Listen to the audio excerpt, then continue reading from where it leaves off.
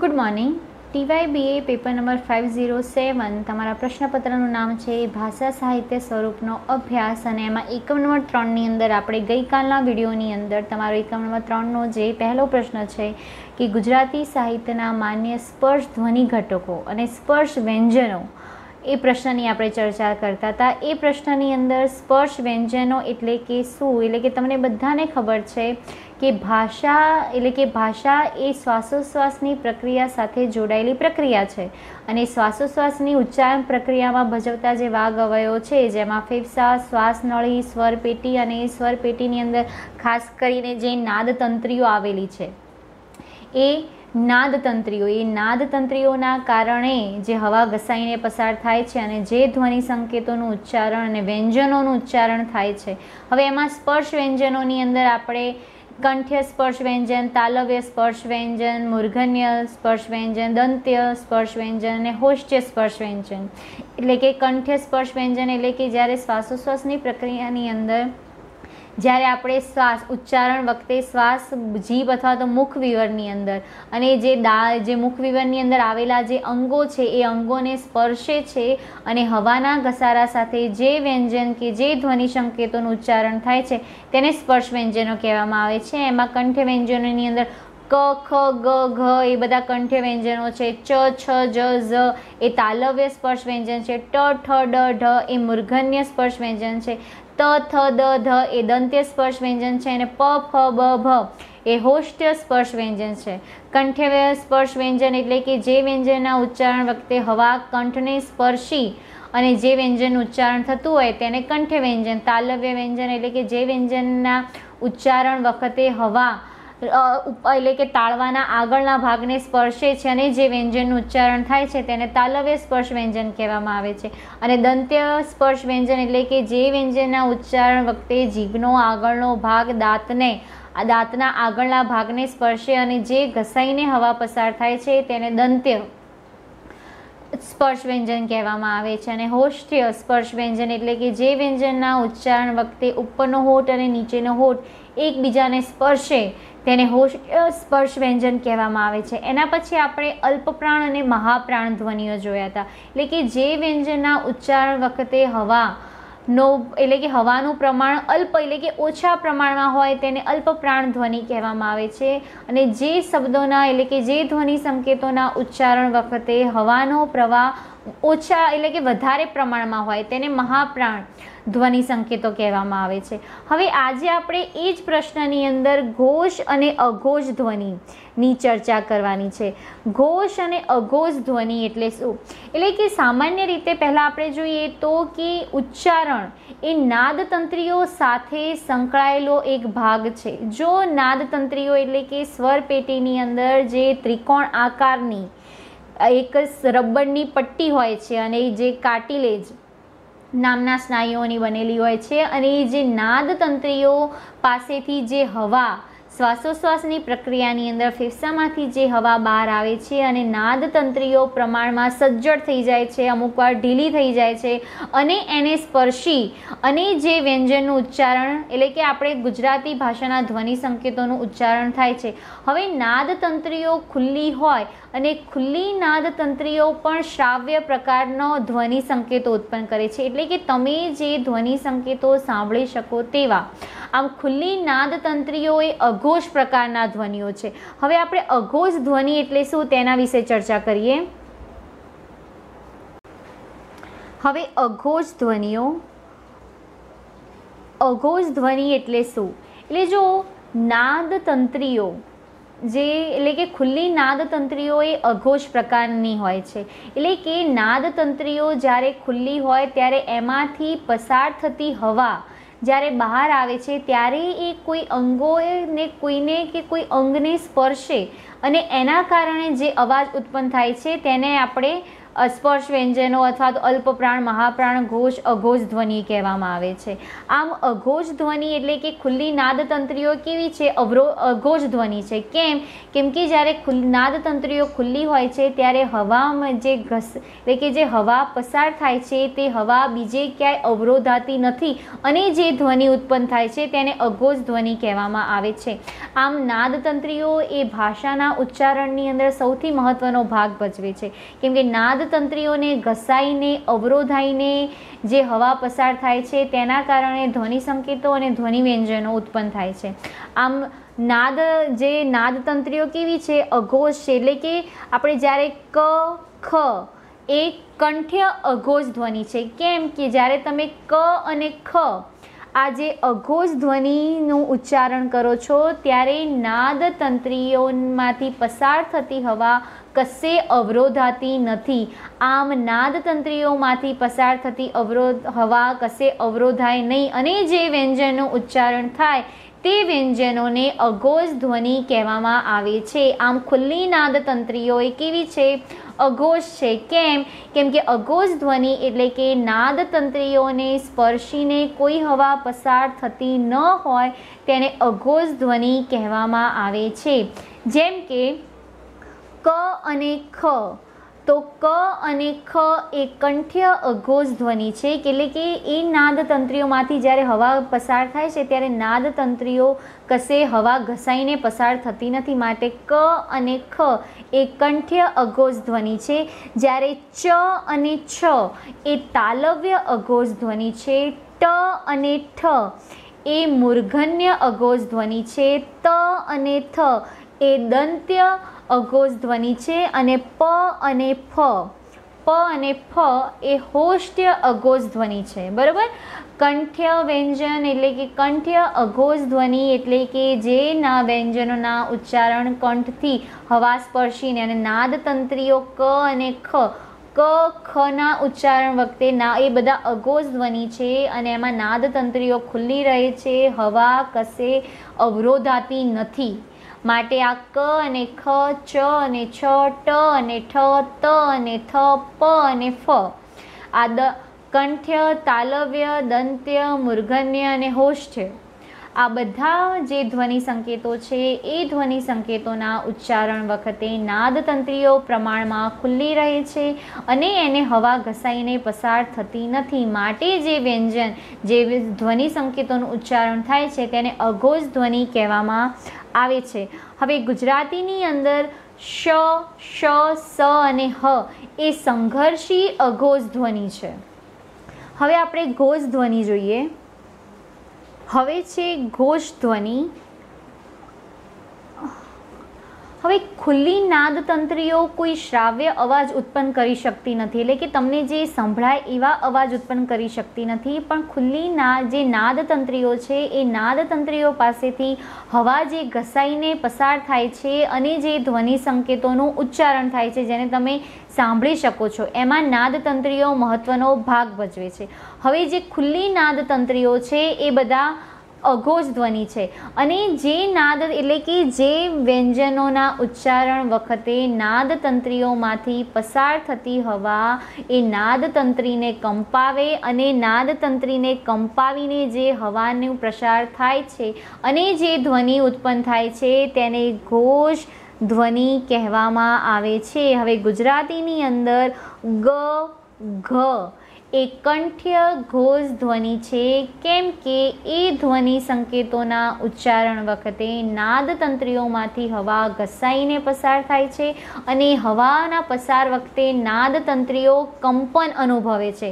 એટલે ગ અને ઘ એ કંઠ્ય ઘોષ ધ્વનિ છે. જ્યારે જ અને ઝ એ તાલવ્ય ઘોષ ધ્વનિ છે. ડ અને ઢ એ મૂર્ધન્ય ઘોષ ધ્વનિ છે. દ અને ધ એ દંત્ય ઘોષ ધ્વનિ છે અને બ અને ભ એ હોષ્ટ્ય ઘોષ ધ્વનિ છે.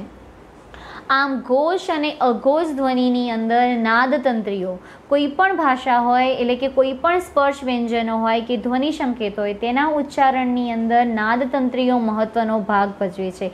ખુલ્લી નાદતંત્રીઓ એ કોઈ શ્રાવ્ય ધ્વનિ સંકેત ઉત્પન્ન અથવા તો અવાજ ઉત્પન્ન કરી શકતી નથી, પણ એ નાદતંત્રીઓને હવા ઘસાઈને જે પસાર થાય છે અને જે નાદતંત્રીઓ જે કંપન કે જે અનુભવે છે એના કારણે ધ્વનિ સંકેતોનું ઉચ્ચારણ થાય છે.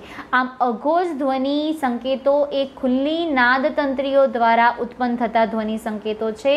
એના વખતે જે શ્વાસોશ્વાસની પ્રક્રિયામાંથી જે હવા પસાર થાય છે તેને નાદતંત્રીઓ અવરોધાતી એટલે કે હવાને અવરોધતી નથી અને જે ધ્વનિ સંકેતો ઉત્પન્ન થાય છે તેને અઘોષ ધ્વનિ કહેવામાં આવે છે. જેમ કે ક, ખ, ચ, છ, ટ, ઠ, ત, થ, પ, ફ, બરોબર. આ બધા ઘોષ ધ્વનિ છે અને આ બધા અઘોષ ધ્વનિ છે. અને ઘોષ ધ્વનિ એટલે કે જે ધ્વનિ સંકેતોના ઉચ્ચારણ વખતે એટલે કે નાદતંત્રીઓ શ્વાસોશ્વાસની પ્રક્રિયાની અંદર એટલે કે હવા બહાર કાઢતી વખતે નાદતંત્રીઓ કંપન અનુભવે અને જે ધ્વનિ સ્પર્શ વ્યંજનો ઉત્પન્ન થાય છે તેને ઘોષ ધ્વનિ કહેવામાં આવે છે.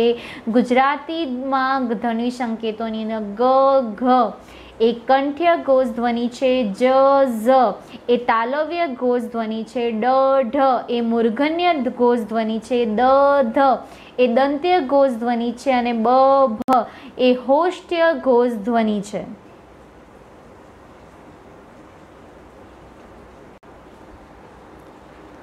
હવે પાશ્વિક પ્રકંપી ધ્વનિ, બરાબર. પાશ્વિક પ્રકંપી ધ્વનિ એટલે હવે છે પાશ્વિક પ્રકંપી ધ્વનિ.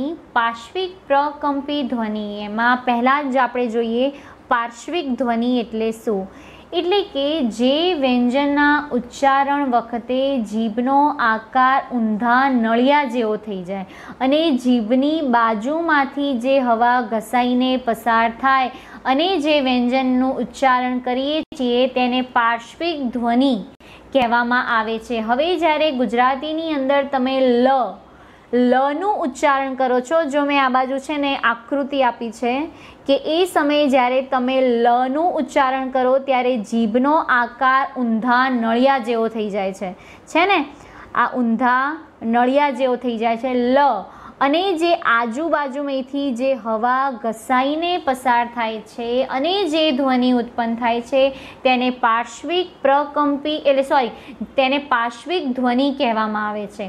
આમ પાર્શ્વિક ધ્વનિ એટલે કે જે વ્યંજનના ઉચ્ચારણ વખતે જીભનો આકાર ઊંધા નળિયા જેવો થઈ જાય અને હવા જીભના બાજુના ભાગમાંથી ઘસાઈને પસાર થાય તેને પાર્શ્વિક ધ્વનિ કહેવામાં આવે છે. ગુજરાતીની અંદર જ્યારે તમે લનું ઉચ્ચારણ કરો છો ત્યારે લના ઉચ્ચારણ વખતે જીભનો આકાર ઊંધા નળિયા જેવો થઈ જાય છે અને એના બાજુમાંથી હવા જીભના બાજુમાંથી હવા ઘસાઈને પસાર થાય છે તેને પાર્શ્વિક ધ્વનિ કહેવામાં આવે છે. જેમ કે ગુજરાતીમાં તમે લનું ઉચ્ચારણ કરો તો લના ઉચ્ચારણ વખતે જીભનો આકાર ઊંધા નળિયા જેવો થઈ જાય છે અને જીભની બાજુમાંથી હવા ઘસાઈને પસાર થાય છે, માટે તેને સંઘર્ષી પાર્શ્વિક ધ્વનિ પણ કહેવામાં આવે છે.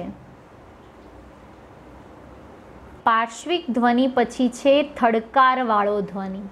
એટલે કે જે વ્યંજનના ઉચ્ચારણ વખતે જીભ ઊંચી થઈને પાછી નીચે પડે તેને થડકારવાળો ધ્વનિ કહેવામાં આવે છે. જ્યારે ગુજરાતીની અંદર તમે અળ વ્યંજનનું અથવા તો અળ ધ્વનિ સંકેતનું ઉચ્ચારણ કરો છો ત્યારે જીભ ઊંચે જઈને પાછી નીચે પડે છે, માટે તેને થડકારવાળો ધ્વનિ કહેવામાં આવે છે. આમ ગુજરાતીની અંદર થડકારવાળો ધ્વનિ એટલે કે જે ધ્વનિના ઉચ્ચારણ વખતે જીભ ઊંચે જઈને નીચે પડે અને જે હવા ઘસાઈને પસાર થાય અને જે ધ્વનિ સંકેતોનું ઉચ્ચારણ થાય છે તેને થડકારવાળો ધ્વનિ કહેવામાં આવે છે. ગુજરાતી ભાષાની અંદર તમે જ્યારે અળ વ્યંજનનું ઉચ્ચારણ કરો છો ત્યારે અળ વ્યંજનના ઉચ્ચારણ વખતે જીભનો ઉપરનો ભાગ ઉપર જઈ અને પાછો નીચે પછડાય છે, માટે તેને કેવો ધ્વનિ કહેવામાં આવે છે? થડકારવાળો ધ્વનિ કહેવામાં આવે છે. હવે પ્રકંપી ધ્વનિ છે. પ્રકંપી ધ્વનિ એટલે કે જે વ્યંજનના ઉચ્ચારણ વખતે જીભ પોતે ધ્રુજે ત્યારે જે ધ્વનિ અને એટલે કે ત્યારે જે હવા ઘસાઈને પસાર થાય છે અને જે ધ્વનિ ઉત્પન્ન થાય છે તેને પ્રકંપી ધ્વનિ કહેવામાં આવે છે. ઇંગ્લિશની અંદર જેમ આર અને ગુજરાતીની અંદર ર, તમે જ્યારે ર વ્યંજનનું ઉચ્ચારણ કરો છો ત્યારે તે વ્યંજનના ઉચ્ચારણ વખતે જીભ ધ્રુજે છે અને જે ધ્વનિ ઉત્પન્ન થાય છે તેને પ્રકંપી ધ્વનિ કહેવામાં આવે છે. આમ ઉચ્ચારણ પ્રક્રિયા એ શ્વાસોશ્વાસ સાથે જોડાયેલી પ્રક્રિયા છે. આમ શ્વાસ અંદર બહાર લેતી વખતે એ મુખ વિવર એટલે કે મુખ મોઢાની અંદર આવેલા અંગો, જીભ છે, ઉપરનું તાળું છે, કઠણ તાળું છે, દાંત છે, હોઠ છે, એ બધાને હવા સ્પર્શે છે, ઘસાઈને એટલે કે હવા ઘસાઈને પસાર થાય છે અને જે વ્યંજનનું ઉચ્ચારણ થાય છે તેને આપણે સ્પર્શ ધ્વનિ સંકેતો કહેવાય છે. એમાં પાશ્વિક અને પ્રકંપી ધ્વનિઓની અંદર પાશ્વિકની અંદર જ્યારે જીભનો આકાર ઊંધા નળિયા જેવો થઈ જાય અને આજુબાજુમાંથી હવા ઘસાઈને પસાર થાય તેને પાશ્વિક ધ્વનિ કહેવામાં આવે છે. જ્યારે ગુજરાતીની અંદર તમે લનું ઉચ્ચારણ કરો છો એ પાશ્વિક ધ્વનિ છે. એમાં અળ એ થડકારવાળો ધ્વનિ છે કે એ વ્યંજનના ઉચ્ચારણ વખતે જીભ ઊંચે જઈને નીચે પછડાય છે અને જે હવા ઘસાઈને પસાર થાય છે અને ત્યારે જે વ્યંજન ઉત્પન્ન થાય છે ત્યારે તેને થડકારવાળો ધ્વનિ કહેવામાં આવે છે. અને એના પછી પ્રકંપી ધ્વનિ એટલે કે જે વ્યંજનના ઉચ્ચારણ વખતે જીભ ધ્રુજે એટલે અને પછી જે હવા ઘસાઈને પસાર થાય તેને પ્રકંપી ધ્વનિ કહેવામાં આવે છે. જેમ કે ગુજરાતીની અંદર તમે ર ધ્વનિ સંકેતનું ઉચ્ચારણ કરો ત્યારે ર એ પ્રકંપી ધ્વનિ છે. હવે છે ગુજરાતી ભાષાના સંઘર્ષી ધ્વનિઓ. એટલે કે ઉચ્ચારણ વખતે જ્યારે જીભ હવાને રોકે એટલે કે તમને બધાને ખબર છે કે ઉચ્ચારણ પ્રક્રિયા એટલે કે ઉચ્ચારણ ધ્વનિ સંકેતોનું ઉચ્ચારણ એ શ્વાસોશ્વાસની પ્રક્રિયા સાથે જોડાયેલી પ્રક્રિયા છે. જેમ હવા શ્વાસમાંથી એટલે કે મુખ વિવરની અંદર આવે છે અને જે હવા ઘસાઈને પસાર થાય છે અને જે નાદતંત્રીઓ જે કંપન કે જે અનુભવે છે અને જેના કારણે વ્યંજનોનું ઉચ્ચારણ થાય છે. આમ ગુજરાતી ભાષાના સંઘર્ષી ધ્વનિ એટલે કે ઉચ્ચારણ વખતે જીભ હવાને પૂરેપૂરી રોકવાને બદલે થોડી જગ્યા રાખે અને જે હવા ઘસાઈને પસાર થાય છે તેને સંઘર્ષી ધ્વનિ આવે છે. એટલે કે હવાને સંઘર્ષ અનુભવે છે બહાર નીકળતી વખતે અને જે ધ્વનિ સંકેતો ઉત્પન્ન થાય છે તેને સંઘર્ષી ધ્વનિ કહેવામાં આવે છે. આમ ઉચ્ચારણ વખતે જીભ હવાને પૂરેપૂરી રોકવાને બદલે થોડી જગ્યા રાખે છે અને થોડી જગ્યામાંથી જે હવા ઘસાઈને પસાર થાય છે અને જે વ્યંજનનું ઉચ્ચારણ થાય છે તેને સંઘર્ષી સ્પર્શ વ્યંજન અથવા તો સંઘર્ષી ધ્વનિ કહેવામાં આવે છે. હવે ગુજરાતીની અંદર સ, શ અને ક્ષ આ ત્રણેયનું ઉચ્ચારણ જો સ છે પણ આ ત્રણેયના ઉચ્ચારણ વખતે જીભનો આગળનો મધ્યનો અને ભાગ એ અલગ અલગ ભાગ ભજવે છે. ધારો કે સ છે બરાબર, સ ગળી, સલું, સફરજન બરાબર, સફરજન. સ શબ્દ જ્યારે તમે સ ધ્વનિ સંકેતોનું ઉચ્ચારણ કરો છો ત્યારે તમારો જીભનો આગળનો ભાગ એ દાંતને અડે છે માટે સ એ દંત્ય સંઘર્ષી વ્યંજન છે. કેમ કે જ્યારે ઉચ્ચારણ વખતે જીભ હવાને પૂરેપૂરી રોકવાને બદલે હવા ઘસાઈને પસાર કરે છે માટે જે ધ્વનિ સંકેત ઉત્પન્ન થાય છે તેને સંઘર્ષી ધ્વનિ કહેવામાં આવે છે. ગુજરાતીની અંદર જ્યારે તમે સસલું છે, સફરજન છે, સગડી છે, જ્યારે તમે સનું ઉચ્ચારણ કરો છો ત્યારે સના ઉચ્ચારણ વખતે જીભનો આગળનો ભાગ એ દાંતના આગળના ભાગને સ્પર્શે છે અને જે હવા ઘસાઈને પસાર થાય છે તેને સંઘર્ષી ધ્વનિ કહેવામાં આવે છે. આમ સ એ સંઘર્ષી ધ્વનિ છે એટલે સંઘર્ષી દંત્ય સંઘર્ષી ધ્વનિ છે.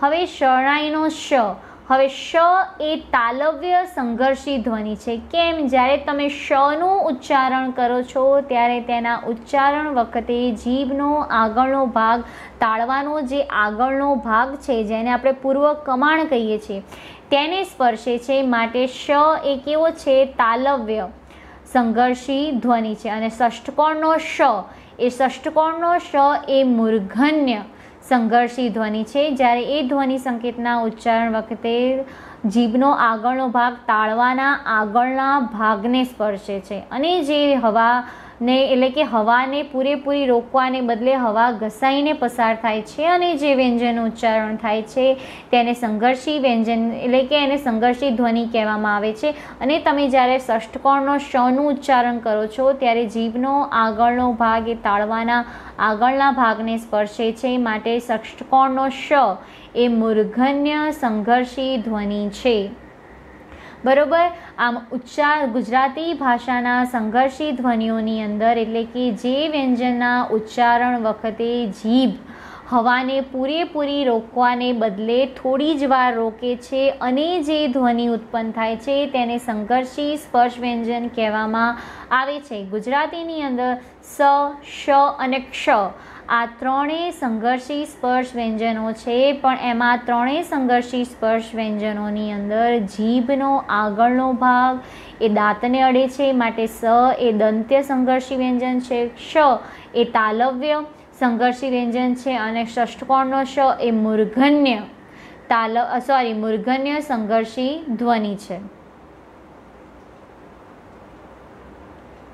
હવે માન્ય આનુનાસિક ધ્વનિ એટલે કે ઉચ્ચારણ વખતે પડ જીભ નીચી રહે અને મુખ વિવર અને નાસિકા પથ બંને ખુલ્લા રહે અને નાસિકા પથ દ્વારા જે હવા ઘસાઈને પસાર થાય છે અને જે વ્યંજનનું ઉચ્ચારણ થાય છે તેને આનુનાસિક ધ્વનિ સંકેતો કહેવામાં આવે છે।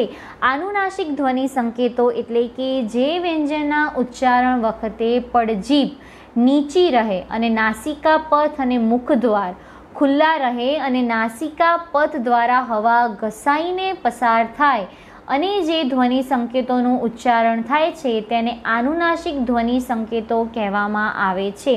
હવે ગુજરાતીની અંદર ડ, જ, અણ અને ન આ બધા આનુનાસિક ધ્વનિ સંકેતો છે। હવે તમે જ્યારે પંખો, બરાબર, પંખો તમે આમ લખો છો, બરાબર, પણ એની ઉપર છે ને અનુસ્વાર ન આવે, આ બધા આનુનાસિક ધ્વનિઓ છે એટલે કે અનુસ્વાર વગર। હવે તમે ધારો કે પંખો લખો, બરાબર, પણ તમે ગુજરાતીમાં પંખો આમ લખો છો, તમે હવે આની સંધિ છૂટી પાડો તો પંખો ખરેખર સંસ્કૃતની અંદર આ આનુનાસિક ધ્વનિ વપરાય છે, પંખો આ છે ને અનુસ્વારનું ઉચ્ચારણ કરે છે, માટે આ આનુનાસિક ધ્વનિ છે। હવે તમે એ જ રીતે પંજો, બરાબર, પંજો શબ્દનું ઉચ્ચારણ કરો, પંજો છે ને અનુસ્વાર એટલે કે જે વ્યંજનો ઉપર અનુસ્વાર આવતા હોય તેને આનુનાસિક ધ્વનિ કહેવામાં આવે છે। પણ આનુનાસિક ધ્વનિ સંકેતોના ઉચ્ચારણ વખતે જ્યારે પડ જીભ નીચી રહે અને મુખ વિવર અને નાસિકા પથ બંને ખુલ્લા રહે અને નાસિકા પથ દ્વારા હવા ઘસાઈને પસાર થાય તેને આનુનાસિક ધ્વનિ સંકેતો કહેવામાં આવે છે। હવે આ જે પંજો, ખરેખર આપણે પંજો આમ લખીએ છીએ ગુજરાતી ભાષાની અંદર છે ને, પ ઉપર અનુસ્વાર, પણ ખરેખર એ અનુસ્વારની અંદર આ આનુનાસિક ધ્વનિ છુપાયેલો છે। તમે એ જ રીતે પંખો,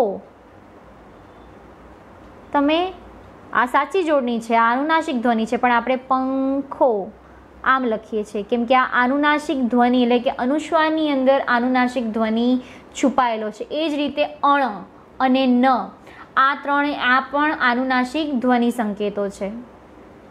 હવે આમ અર્વાચી એટલે કે આમ ગુજરાતી સાહિત્યના માન્ય સ્પર્શ વ્યંજનોવાળો પ્રશ્ન અહીંયા પૂરો થાય છે। અગાઉના વિડીયોની અંદર સ્પર્શ વ્યંજન એટલે કે જે ધ્વનિ સંકેતોના ઉચ્ચારણ વખતે, બરાબર, મેં તમને પહેલાં પણ કીધું હતું કે ઉચ્ચારણ પ્રક્રિયા એ શ્વાસોશ્વાસની પ્રક્રિયા સાથે જોડાયેલી પ્રક્રિયા છે। જ્યારે શ્વાસોશ્વાસની પ્રક્રિયામાંથી હવા એટલે કે શ્વાસ આપણે અંદર બહાર કાઢીએ છીએ અને જે અવયવોને એ હવા સ્પર્શે છે અને જે વ્યંજનનું ઉચ્ચારણ થાય છે તેને ધ્વનિ સંકેતો અથવા તો સ્પર્શ વ્યંજનો કહેવામાં આવે છે।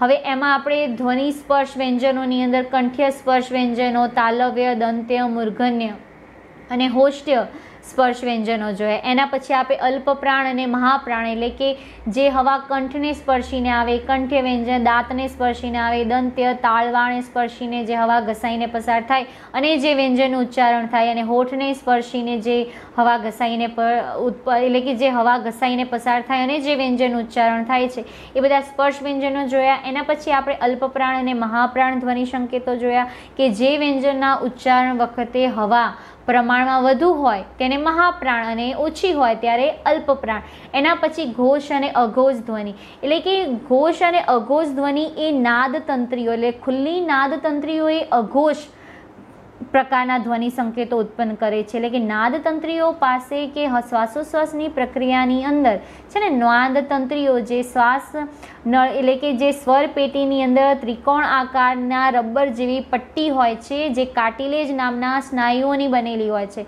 અને નાદતંત્રીઓ જ્યારે શ્વાસોશ્વાસની પ્રક્રિયાની અંદર જ્યારે શ્વાસ આપણે અંદર બહાર કાઢીએ છીએ અને નાદતંત્રીઓ જ્યારે સજ્જડ થઈ જાય છે, ઢીલી થઈ જાય છે, હવા એને ઘસાઈને પસાર થાય છે, એના કારણે ધ્વનિ સંકેતોનું ઉચ્ચારણ થાય છે। એની અંદર ઘોષ અને અઘોષ ધ્વનિની અંદર એટલે કે ખુલ્લી નાદતંત્રીઓ એ અઘોષ ધ્વનિ છે। નાદતંત્રીઓ આમ કોઈ શ્રાવ્ય અવાજ ઉત્પન્ન કરી શકતી નથી, પણ નાદતંત્રીઓને જે હવા શ્વાસોશ્વાસની પ્રક્રિયાની અંદર જે હવા ઘસાઈને પસાર થાય છે અને એના કારણે જે ધ્વનિ સંકેતો ઉત્પન્ન થાય છે તેને આપણે ધ્વનિ સંકેતો કહીએ છીએ। એમાં અઘોષ ધ્વનિઓ એટલે કે ખુલ્લી નાદતંત્રીઓ એ અઘોષ છે, કેમ કે ખુલ્લી નાદતંત્રીઓ વખતે હવા ઘસાઈને પસાર થતી નથી, માટે બધા અઘોષ ધ્વનિ છે। ક, ખ, ગ, છ બરાબર, એ બધા અઘોષ ધ્વનિ હતા। એના પછી ઘોષ ધ્વનિ એટલે કે જે ધ્વનિ સંકેતોના ઉચ્ચારણ વખતે હવા ઘસાઈને પસાર થાય અને નાદતંત્રી જે કંપન એટલે કે જે હવા ઘસાઈને પસાર કરે છે એ બધા ઘોષ ધ્વનિ છે। એના પછી આપણે પાશ્વિકો, પ્રકંપી અને થડકારવાળા ધ્વનિ જોયા। પાશ્વિક ધ્વનિ એટલે કે જે વ્યંજનના ઉચ્ચારણ વખતે જીભનો આકાર ઊંધા નળિયા જેવો થઈ જાય અને જે જીભની બાજુમાંથી જે હવા ઘસાઈને પસાર થાય છે તેને પાશ્વિક ધ્વનિ કહેવામાં આવે છે। ગુજરાતીની અંદર તમે જ્યારે લ નું ઉચ્ચારણ કરો છો ત્યારે લના ઉચ્ચારણ વખતે જીભનો આકાર ઊંધા નળિયા જેવો થઈ જાય છે અને હવા ઘસાઈને પસાર થાય છે, માટે લ એ પાર્શ્વિક ધ્વનિ છે।